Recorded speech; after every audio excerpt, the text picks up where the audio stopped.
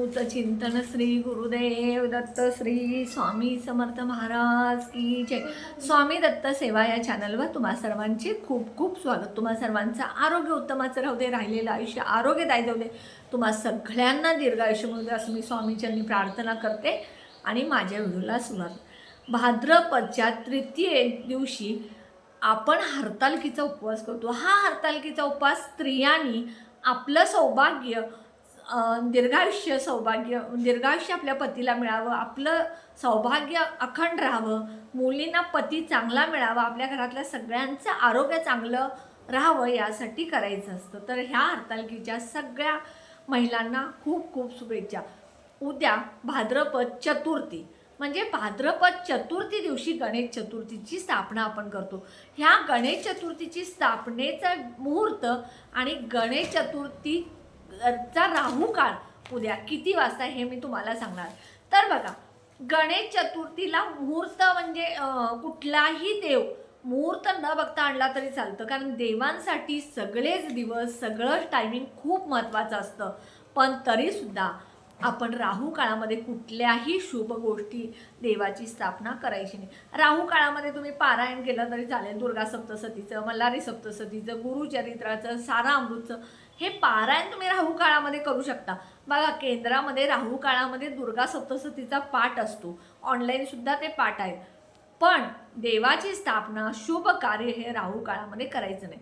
तर उद्या राहू काळ 9 ते 10:30 ह्या वेळेत आहे आणि 10:30 नंतर तुम्हाला गणपती बाप्पा आणायचा मुहूर्त जो आहे ते 11 वाजल्यापासून 1 वाजून 33 मिनिटापर्यंत हा गणपती आणण्याचा मुहूर्त आहे। गणपती आणायला तुम्ही जात असताना एक ताट, अगरबत्ती, अखंड तांदूळ आणि मुलांनी किंवा पुरुषांनी, स्त्रियांनी सुद्धा गणपती आणायला चालतं, असं काही बंधन नाही।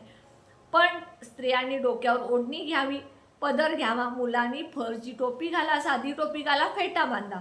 ही मूर्ती ज्यावेळेला आपण आणायला जातो त्यावेळेला एका ताटामध्ये आपण वस्त्र अंतरायचं, त्या वस्त्रावरती गणपतीची मूर्ती ठेवायची। ती गणपतीची मूर्ती जिथं घेणार आहे तिथे थोड्या अक्षता टाकायच्या, अगरबत्ती ओवाळायची आणि मग गणपतीची मूर्ती आपण ताटामध्ये ठेवायची आणि त्या गणपतीच्या मूर्तीवरती सुद्धा तुम्ही एक वस्त्र अंतरायचं, म्हणजे ती मूर्ती झाकून आणायची। का?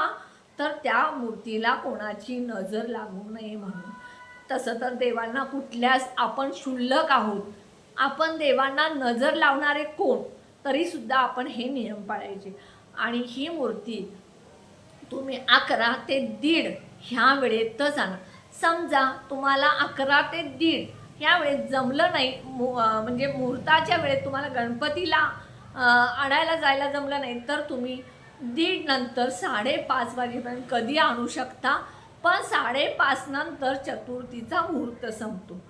सकाळी 9च्या आत आणून तुम्ही मूर्ती घरात ठेवा आणि 11 ते 1:30 वाजेपर्यंत तुम्ही ह्या मूर्तीची स्थापना करू शकता।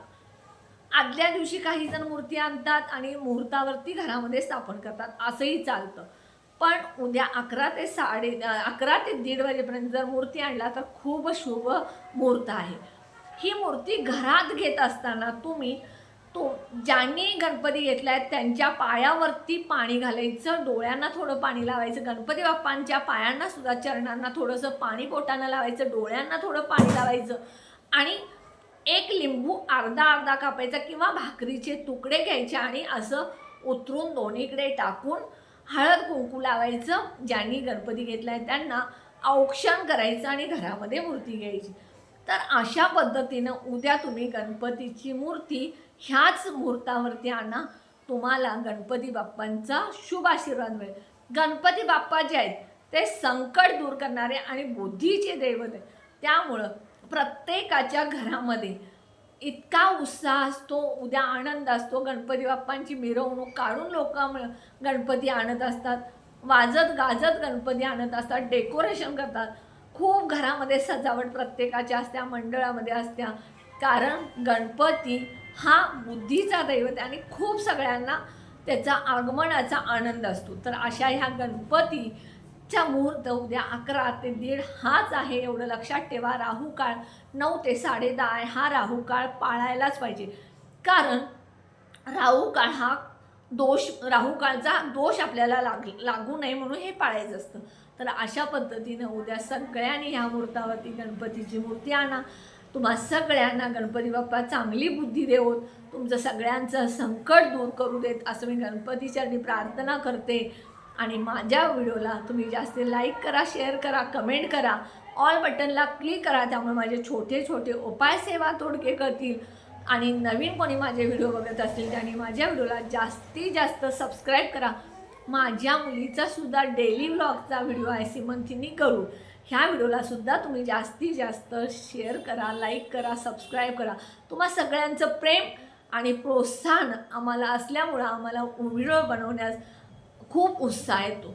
तर तुम्हा सगळ्यांचं प्रेम आणि प्रोत्साहन असंच राहू दे. तुम्हा सगळ्यांना गणपतीच्या खूप खूप खूप शुभेच्छा. श्री स्वामी समर्थ.